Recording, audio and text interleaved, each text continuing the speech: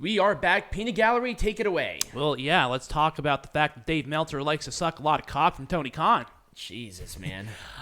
So obviously, if you haven't read or heard the news, the 2023 awards were announced. And they made a slight modification this past year. It used to be in the past where anyone could vote on the best or the worst of the year stuff.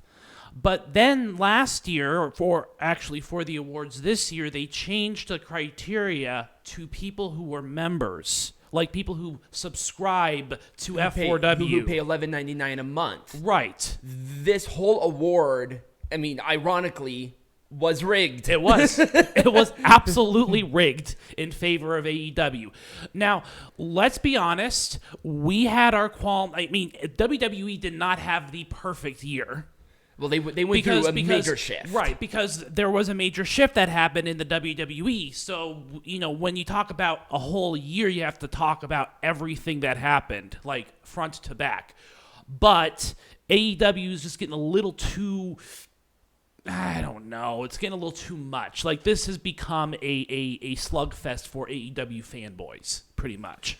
And they're sitting there touting like it has any sort of credibility. It doesn't have the credibility. At least when anyone could subscribe or when anyone could vote on it, it can't. There was a little bit of variety. They did that on purpose because WWE has turned into a stellar company.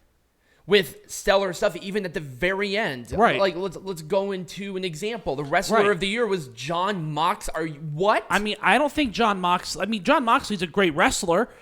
He did not have a good 2022. I don't know. But he did not have a good 2022. Are you people on Quaaludes? Like, what the hell is going on? Now, honestly, Moxley is pretty much carrying the company on his back at this point. Well, because nobody else... I mean, even Jon Moxley doesn't feel special or important. Like, nobody within this company feels important. And it's like, he beat Reigns. Right. Are you kidding me? Reigns is the guy right Reigns now. Had a stellar 2022. I don't think... Once again, I don't think he had a bad match. Every time Roman Reigns wrestled, you watched. Right. Why? Because he is an attraction. Right. He is exactly what a world champion should be. Right. I mean... And that's not even the discount. Like, what about Jay White? He had a stellar fucking year, too. What about Okada? Okada, right. I mean, New Japan's getting back into full swing of things. It's like, I wouldn't even put Jon Moxley in my top 10 of this last year. Because he just didn't have a stellar... It wasn't like a standout stellar year to me. No. But that's just one example of, a promotion... Or a news agency getting too close to a promotion. You're gonna have this kind of stuff. Yeah. It's just not good. I mean, obviously the people who subscribe are very skewed towards liking a certain company. It's very easy to sign up to pay $11.99. I'm sure a lot of these people just paid for the 1 month so that they could vote in the awards shows. Yeah, exactly. And it's like, how can anybody take this seriously at that point? Because it's like, they won all these awards. No, they won nothing. This is an absolute nothing. It's a nothing sandwich.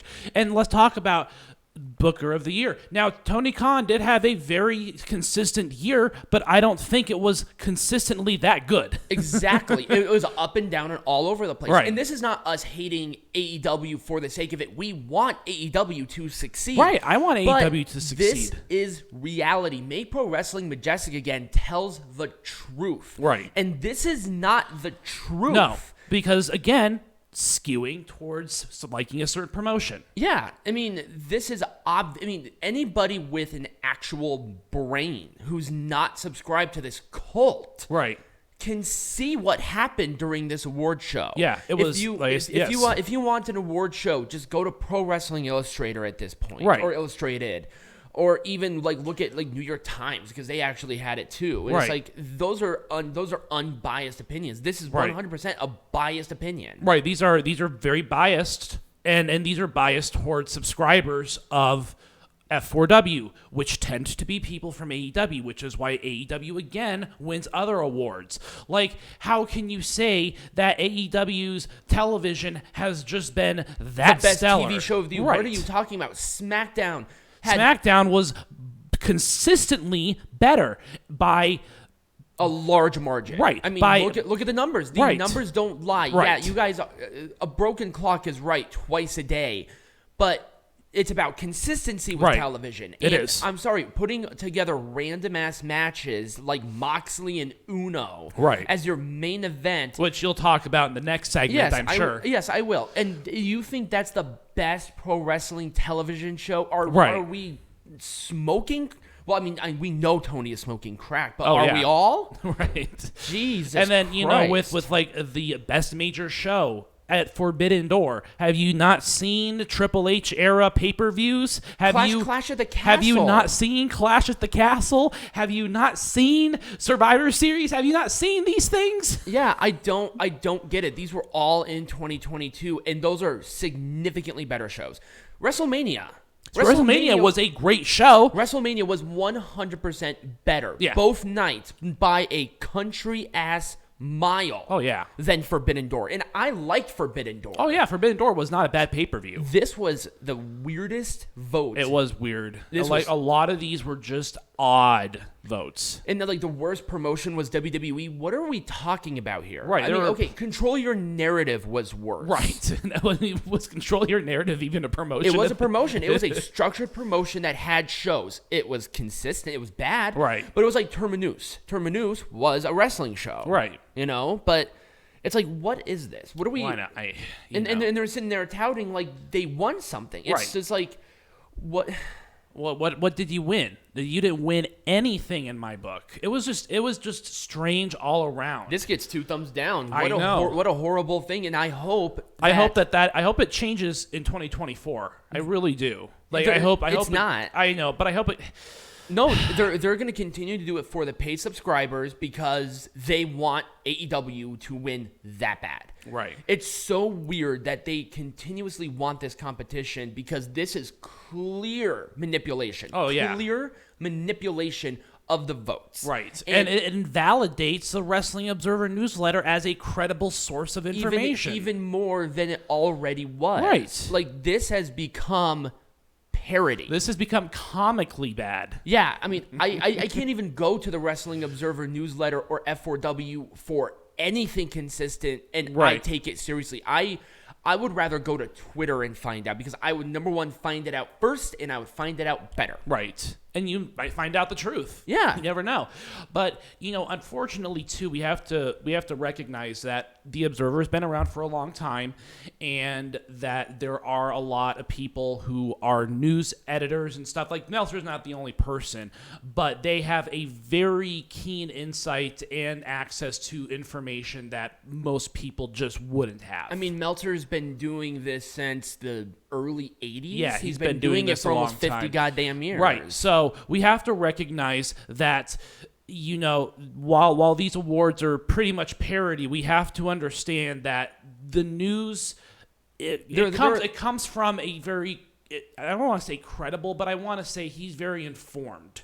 He knows a lot of people. Right.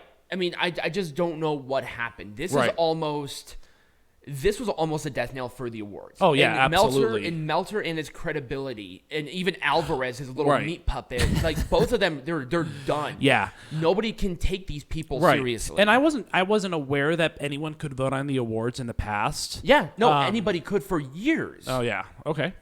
Yeah, no, anybody can. I didn't even know that it switched to subscribers this year until you told me. Oh, yeah, yeah. So, I just think that they want AEW to win so bad, and that the numbers are proving to be a very... They're scared. Yeah. They're proving to be very lackluster.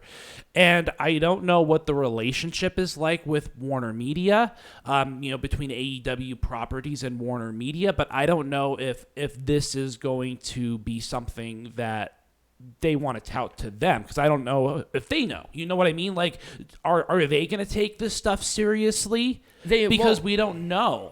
Yeah, I mean, if Warner does take it seriously, then they have lost credibility as a legitimate place to watch, because it's like, are we not looking around and seeing what's happening? Like that one executive that said AEW brings 4 million viewers to the product. I'm like, what are you talking about? They could barely get 1 million, and that's being nice. Right. So, I don't know. I don't know what else to say about this topic. It's disappointing. It is. It is really disappointing. I'm not angry about it. I laughed about it. I thought about it.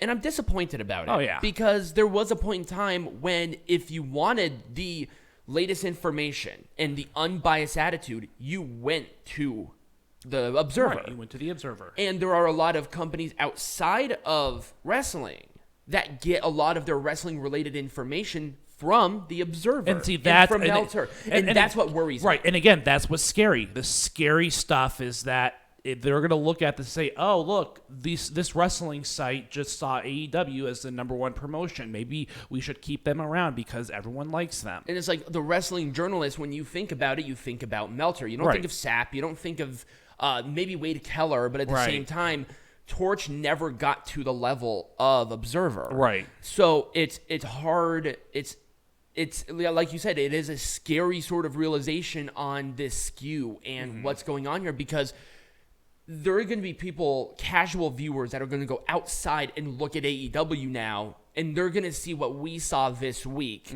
an embarrassing mess. Oh, yeah. And that is not a representation of wrestling. Right. Now, luckily, WWE is such a giant. Right. That when people think about wrestling, they're still going to think about the WWE. Right, exactly. Because and WWE gets a lot of their own awards, too. Like ESPN gives out wrestling awards. Sports Illustrated gives out wrestling awards. I mean, there are a lot of credible organizations that also give out wrestling awards, but this one is just an industry-specific site. And again, what worries me is that other people, other news organizations are going to look at this very clearly skewed data pool of individuals who vote in a certain pattern for certain things because they want to win. Exactly. And it hurts the business. It does. It hurts the business as a whole. It hurts the business, it hurts the credibility, and it hurts people who like all kinds of wrestling. Right. Because we watch all kinds of wrestling.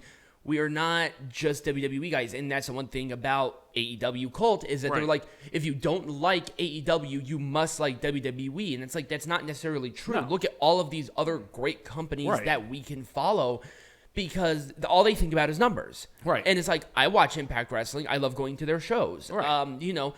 If NWA comes into town, I'm going to be there live because I like that smaller environment and that nostalgia aspect. Sometimes it's fun. And we're going to talk about Nuff Said here in a little bit, but I think just wrapping it up in a bow, at least on my end, of this kind of stuff worries me. And I don't want this to be a trend. Right. And it's up to the wrestling community to kind of call them out and say, this is not acceptable. Right. In any context of you have to pay us to vote. Right. Because they know who's going to pay them. Right. And people still look at the Observer as credible. Right. Yeah. And that's the scary thing. Right. Where the wrestling fans know that the Wrestling Observer is not what it used to be.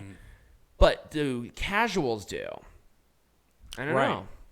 That's what I have to say about it. That's all I've got on my end. Anyways, when we come back, what are we going to be talking about? Well, I'm going to go on my soapbox. I'm talking about the shows, and trust me, there is a lot to talk about here.